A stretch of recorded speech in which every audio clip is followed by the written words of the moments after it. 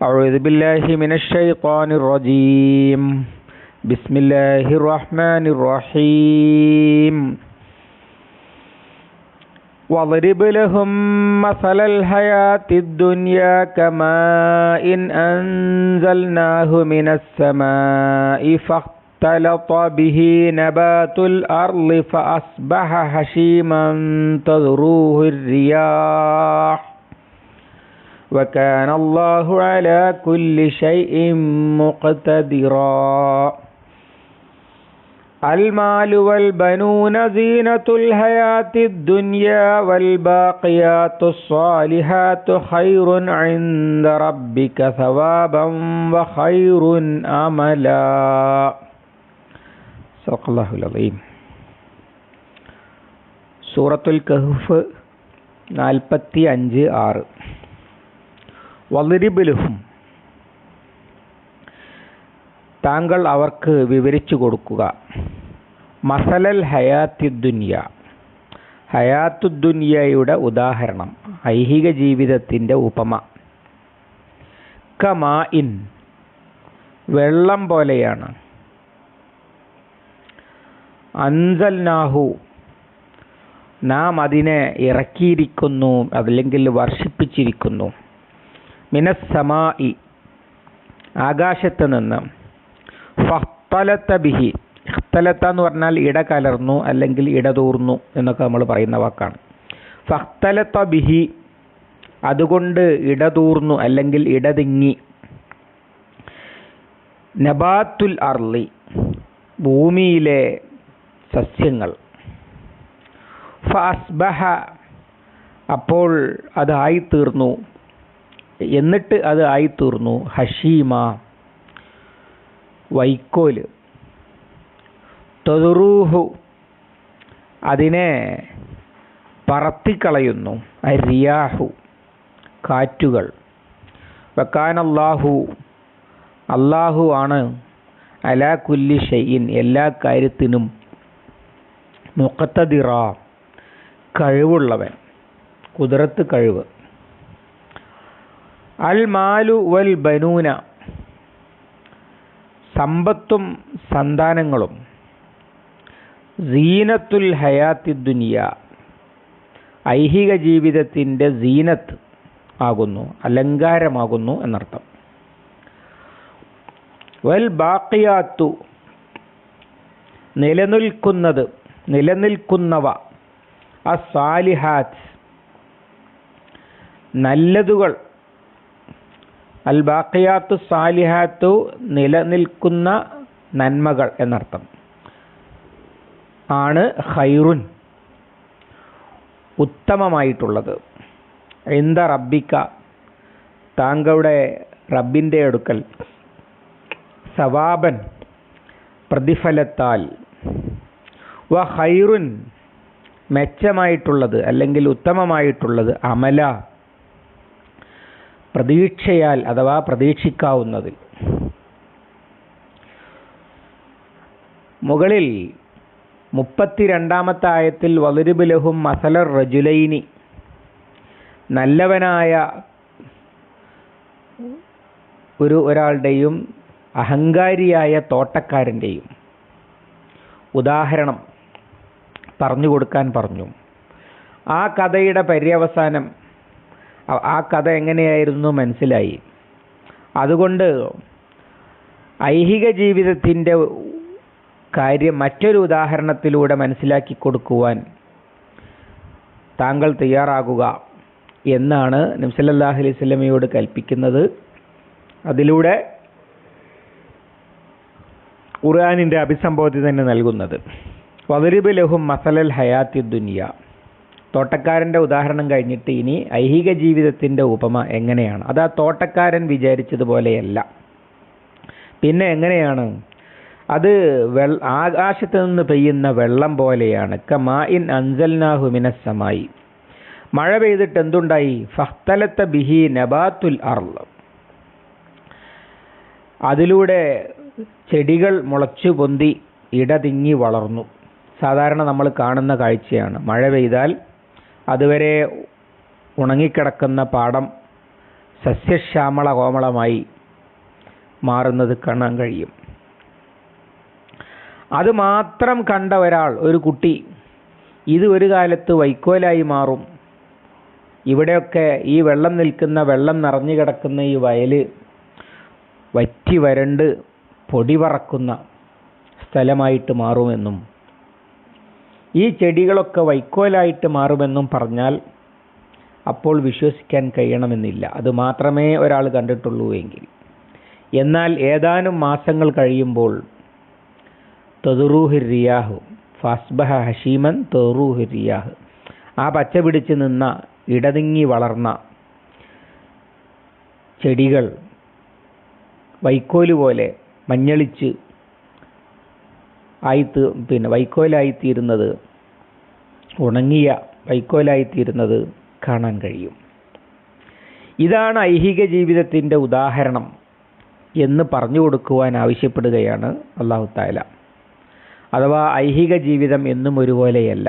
മനുഷ്യൻ്റെ ജീവിതം പഠിച്ചാൽ തന്നെ നമുക്കറിയാലോ, ആലോചിച്ചാൽ തന്നെ അറിയാം. ഒരു കാലത്ത് ഒന്നിനും കഴിയാത്ത കുട്ടിയായിരുന്നു, പിന്നെ എന്തിനും കഴിവുള്ള യോഗ്യനായിട്ട് പല വളരെ ഭാരിച്ച ഉത്തരവാദിത്തങ്ങളോ കഠിനാധ്വാനമോ ഒക്കെ ചെയ്യാൻ കഴിവുള്ളവനായിട്ട് മാറി. അതോടുകൂടി മനുഷ്യൻ്റെ ജീവിതം നിറഞ്ഞു കവിഞ്ഞു, അഥവാ നേട്ടങ്ങളാൽ നിറഞ്ഞു. സമ്പത്ത്, സന്താനങ്ങൾ, അഭിവൃദ്ധി, സൽപ്പേര്, ആദരവ്, ഇങ്ങനെ പലതും കിട്ടാൻ തുടങ്ങി. ഇതൊക്കെ എൻ്റെ സാമർഥ്യമാണെന്ന് തെറ്റിദ്ധരിക്കുകയാണ് മുകളിൽ പറഞ്ഞ തോട്ടക്കാരൻ ചെയ്തത്.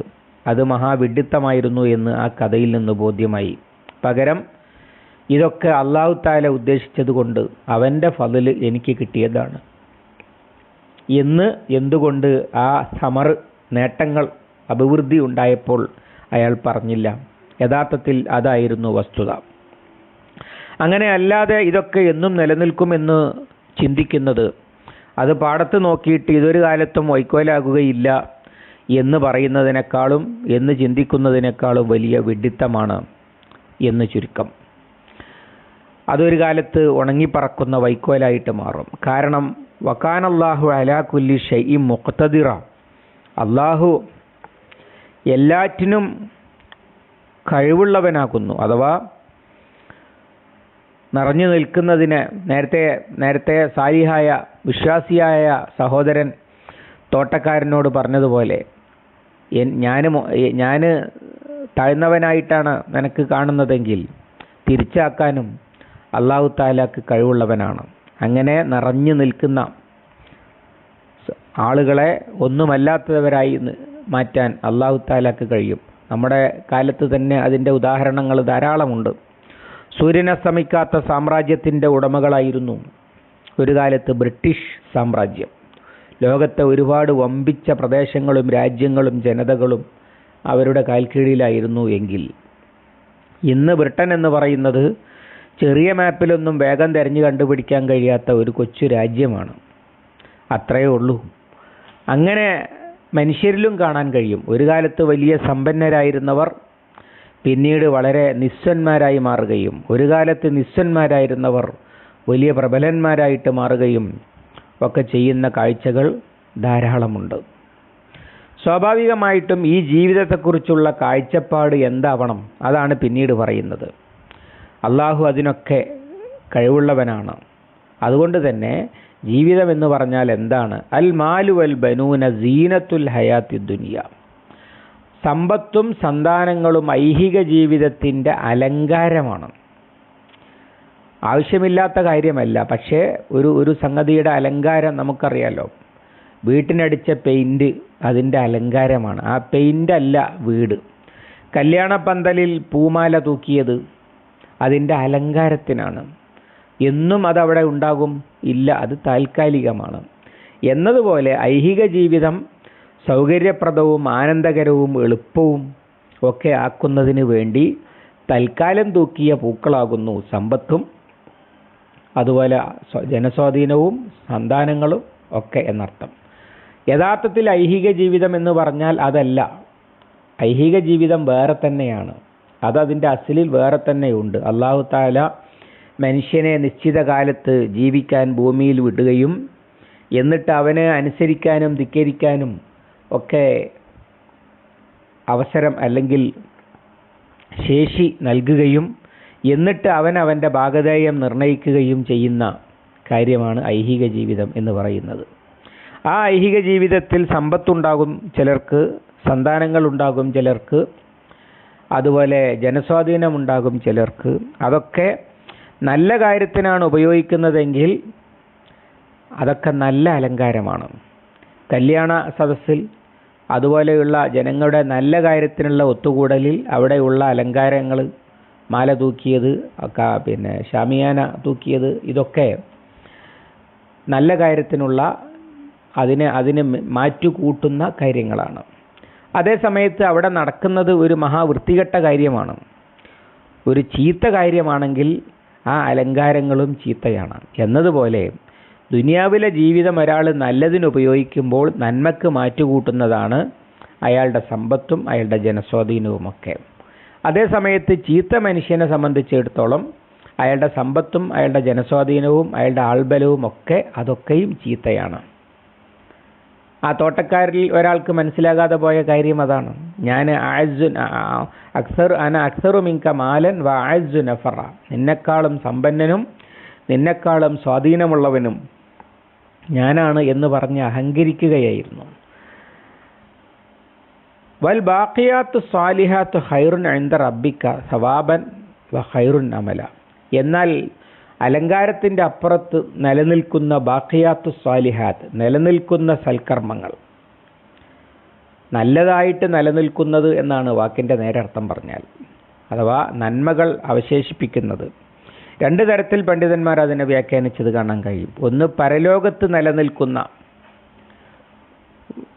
യബ്ഖാ വജ്ഹു റബ്ബിക ദുൽ ജലാലി വൽ ഇക്റാം, ഇങ്ങനെയൊക്കെ അല്ലാഹു തആല പറഞ്ഞിട്ടുണ്ടല്ലോ. അതുപോലെ തന്നെ ഖൈറുൻ വ അബ്ഖാ വൽ ആഖിറത്തു ഖൈറുൻ വ അബ്ഖാ, പരലോകമാണ് ബാക്കിയാകുന്നത് ഉത്തമവും. ആ അർത്ഥത്തിൽ, അഥവാ പരലോകത്ത് പ്രതിഫലം കിട്ടുന്ന സൽക്കർമ്മങ്ങളാണ് ഖൈർ. മറ്റൊരർത്ഥവും കൂടി അതിനുണ്ട്. അതെന്താണെന്ന് വെച്ചാൽ നല്ലത് നിലനിൽക്കുന്ന സൽക്കർമ്മങ്ങൾ, അഥവാ ചെയ്തത് മാത്രമല്ല അതിനെ തുടർന്ന് നല്ല അനന്തരഫലങ്ങൾ ബാക്കിയാക്കുന്ന സൽക്കർമ്മങ്ങളാണ് ജീവിതത്തിൽ ചെയ്യാൻ നല്ലത്. അപ്പോൾ സമ്പത്ത് ഉപയോഗിച്ചുകൊണ്ട് ഖാറൂനോട് പറഞ്ഞതുപോലെ വലാ തൻസ നസീബക മിനദ്ദുനിയ വബ്തഗി ഫീമ ആതാക്കല്ലാഹ ദാറൽ ആഖിറ, ഐഹിക ജീവിതത്തിൽ നിന്റെ വിഹിതം നീ മറക്കണ്ട, പക്ഷേ സമ്പത്ത് ഉപയോഗിച്ചുകൊണ്ട് പരലോകം നേടാൻ നോക്കുക. അങ്ങനെ പരലോകം നേടലാണ് ഖൈർ. സമ്പത്ത് ഉപയോഗിച്ച് പരലോകം നേടാൻ പറ്റുന്ന, അല്ലെങ്കിൽ ശരീരം ഉപയോഗിച്ച് സന്താനങ്ങളെ ഉപയോഗിച്ച് ഒക്കെ പരലോകത്ത് നേട്ടമുണ്ടാക്കാൻ കഴിയുന്ന വിധം പ്രവർത്തിക്കലാണ് ഖൈർ. അതുപോലെ തന്നെ അങ്ങനെ കിട്ടുന്ന വിധം ഇവിടെ നന്മകൾ ബാക്കിയാക്കുന്ന സൽക്കർമ്മങ്ങളാണ് ഖൈർ. നബി സല്ലല്ലാഹു അലൈഹി വസല്ലമ പറഞ്ഞത് കാണാൻ കഴിയും. ഒരു മനുഷ്യൻ ഒരു മരം നട്ടാൽ അതിൻ്റെ ഫലങ്ങൾ ആരൊക്കെ തിന്നുന്നോ, അതുകൊണ്ട് ആരൊക്കെ തണൽ കൊള്ളുന്നോ അതിന് വരെ പ്രതിഫലം കിട്ടുന്നു. ഇങ്ങനെ ജാരിയായ സദഖ എന്ന് പറയുന്നത് പോലെ ആണ് ബാഖിയാത്തു സ്വാലിഹാത്തിലെ രണ്ടാമത്തെ കാര്യം, നന്മകൾ ബാക്കിയാക്കുന്ന സൽക്കർമ്മങ്ങൾ. അതൊക്കെ ചെയ്യാൻ കഴിഞ്ഞാൽ അതാണ് ഖൈർ. അലങ്കാരങ്ങളുടെ പേരിൽ കുറേ കാട്ടിക്കൂട്ടലുകൾ നടത്തിയിട്ട് വിവാഹ ജീവിതത്തിൽ യാതൊരു കാര്യവുമില്ലല്ലോ. നല്ല നിലക്കുള്ള കുടുംബജീവിതം നയിക്കാൻ ആ കല്യാണത്തിലൂടെ തുടങ്ങിയാൽ അതാണ് ഖൈർ എന്ന് പറയുന്നത് പോലെ. അല്ലെങ്കിൽ ചീത്ത ബന്ധങ്ങളാണ് ഉണ്ടായതെങ്കിൽ അവിടെ തൂക്കിയ മാല കൊണ്ടും പൂ കൊണ്ടും ഒന്നും പ്രത്യേകിച്ച് കാര്യമില്ലല്ലോ. ഇതുപോലെ ജീവിതത്തിലെ അലങ്കാരങ്ങൾ അത് ആസ്വദിക്കുവാൻ വേണ്ടി ജീവിക്കുന്നതിനൊരു കാര്യവുമില്ല. കിട്ടിയ ജീവിതം പരലോകത്ത് നേട്ടമുണ്ടാക്കുന്നതും മരണശേഷം സൽപ്പേരും നന്മകളും ബാക്കിയാക്കുന്നതും ആണെങ്കിൽ അതാണ് ഖൈർ ഇൻദ റബ്ബിക്, റബ്ബിൻ്റെ കാഴ്ചപ്പാടിൽ അല്ലെങ്കിൽ റബ്ബിൻ്റെ അടുത്ത്.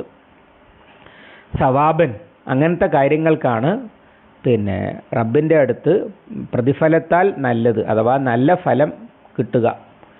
ഖൈർ എന്ന് പറഞ്ഞാൽ അതാണ്, റബ്ബിൻ്റെ അടുത്ത് നല്ല ഫലം കിട്ടുന്നതാണ്. ഇഹലോകത്ത് നന്മകൾ ബാക്കിയാക്കി അതിൻ്റെ ഫലം അവിടെ കിട്ടുക. വനക്തുബു മാ ഖദ്ദമു വ ആസാറഹും, അവർ ചെയ്തതും അതിൻ്റെ അനന്തരഫലങ്ങളും രേഖപ്പെടുത്തുന്നു പറഞ്ഞിട്ടുണ്ടല്ലോ സൂറത്തു യാസീനിൽ. അങ്ങനെ റബ്ബിൻ്റെ അടുത്ത് നല്ല ഫലങ്ങൾ കിട്ടുന്നതും പിന്നെ അനന്തരഫലങ്ങളിലൂടെ റബ്ബിൻ്റെ അടുത്ത് പ്രതിഫലം കിട്ടുന്നതും ഒക്കെയായ കാര്യങ്ങളാണ് ഖൈർ എന്ന് പറയുന്നത്. വ ഖൈറുൻ അമല, പ്രതീക്ഷയാൽ നല്ലതും അത് തന്നെയാണ്. അതെന്താണ്? നല്ലത് വരുമെന്ന് പ്രതീക്ഷിക്കാൻ കഴിയുക, അത്തരം അങ്ങനെയുള്ള ചിന്താഗതിയിലൂടെയാണ് സീനത്തായി കാണുക. അഥവാ ഈ സമ്പത്ത് വേണം, പക്ഷേ സമ്പത്തിന് വേണ്ടിയല്ല ഞാൻ ജീവിക്കുന്നത്. സന്താനങ്ങൾ വേണം, അല്ലെങ്കിൽ ആൾബലം വേണം, പക്ഷേ ആൾബലത്തിന് വേണ്ടിയല്ല ജീവിക്കുന്നത്. അതിലൂടെയൊക്കെ അള്ളാഹുവിൻ്റെ അടുത്ത് നല്ലത് പ്രതീക്ഷിക്കാൻ എന്താ വഴി എന്നാണ് നോക്കേണ്ടത്. അതാണ് നല്ലത് എന്നാണ് പറഞ്ഞത്. പ്രതീക്ഷയാലും റബ്ബിൻ്റെ അടുത്ത് പ്രതിഫലത്താലും അവിടെ നല്ലത് പ്രതീക്ഷിക്കാൻ കഴിയുന്ന അവസ്ഥയാലും മെച്ചമായിട്ടുള്ളത് നന്മകൾ ബാക്കിയാക്കുന്ന സൽക്കർമ്മങ്ങളാകുന്നു, അല്ലെങ്കിൽ നിലനിൽക്കുന്ന സൽക്കർമ്മങ്ങളാകുന്നു.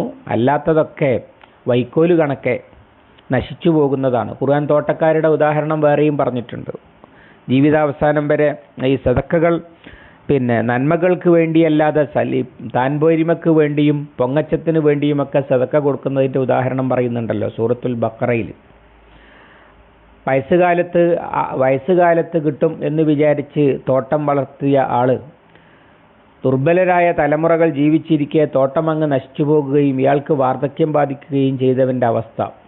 ഇതുപോലെയാണ് പൊങ്ങച്ചം കാണിക്കുകയും ചെയ്തത് എടുത്തു പറയുകയും ലോകമാന്യം വിചാരിക്കുകയൊക്കെ ചെയ്തുകൊണ്ട് സദക്ക ചെയ്തവൻ. അവൻ വിചാരിക്കും അവന് പ്രയോജനപ്പെടും അത് എന്ന്. പക്ഷേ അള്ളാഹുവിൻ്റെ വിചാരണയാകുന്ന തീക്കാറ്റ് വന്ന് അതിനെ അങ്ങ് നശിപ്പിച്ചു പോകുമെന്നൊക്കെ സൂറത്തുൽ ബഖറയിൽ ഇതുപോലൊരു തോട്ടക്കാരൻ്റെ ഉദാഹരണം വെച്ചുകൊണ്ട് അള്ളാഹു താല പറഞ്ഞത് കാണാൻ കഴിയും. അങ്ങനെ ഒരു നേട്ടങ്ങൾ ഉണ്ടാക്കിയിട്ട് കാര്യമില്ല. പരലോകത്ത് നിലനിൽക്കുകയും ഇഹലോകത്ത് നന്മകൾ ബാക്കിയാക്കുകയും ചെയ്യുന്ന കർമ്മങ്ങളാണ്. അല്ലാതെ കുറേ പൊങ്ങച്ചം കൊണ്ടും കുറേ അവകാശവാദങ്ങൾ കൊണ്ടും ഒരു കാര്യവുമില്ല എന്ന് വ്യക്തമാക്കുകയാണ് ഈ രണ്ടായത്തുകളിലൂടെ ചെയ്യുന്നത്. അല്ലാഹു സുബ്ഹാനഹു വ തആല നന്മകൾ ബാക്കിയാകുന്ന സൽക്കർമ്മങ്ങൾ അനുഷ്ഠിച്ചുകൊണ്ട് ജീവിക്കുവാൻ നമുക്ക് തൗഫീഖ് നൽകി അനുഗ്രഹിക്കുമാറാവട്ടെ. അല്ലാഹുമ്മ അല്ലിംനാ മാ യൻഫഉനാ വൻഫഅനാ ബിമാ അല്ലംതനാ റബ്ബനാ സിദ്നാ ഇൽമൻ വഫഹ്മൻ വദിഖ്ഖതൻ വനദറ. അല്ലാഹുമ്മ ജ്അലിൽ ഖുർആന റബീഅ ഖുലൂബിനാ വനൂറ സുദൂരിനാ വജലാഅ ഹസ്നിനാ വദഹാബ ഹമ്മിനാ വഗമ്മിനാ. റബ്ബനാ തഖബ്ബൽ മിന്നാ ഇന്നക അൻതസ് സമീഉൽ അലീം വതുബ് അലൈനാ ഇന്നക അൻതത് തവ്വാബുർ റഹീം വഗ്ഫിർ ലനാ യാ ഗാഫിറൽ മുദ്നിബീൻ വസല്ലല്ലാഹു അലാ മുഹമ്മദിൻ വഅലാ ആലിഹി വസ്ഹബിഹി വസല്ലം വമൻ തബിഅഹും ബിഹ്സാനിൻ ഇലാ യൗമിദ്ദീൻ വൽഹംദുലില്ലാഹി റബ്ബിൽ ആലമീൻ.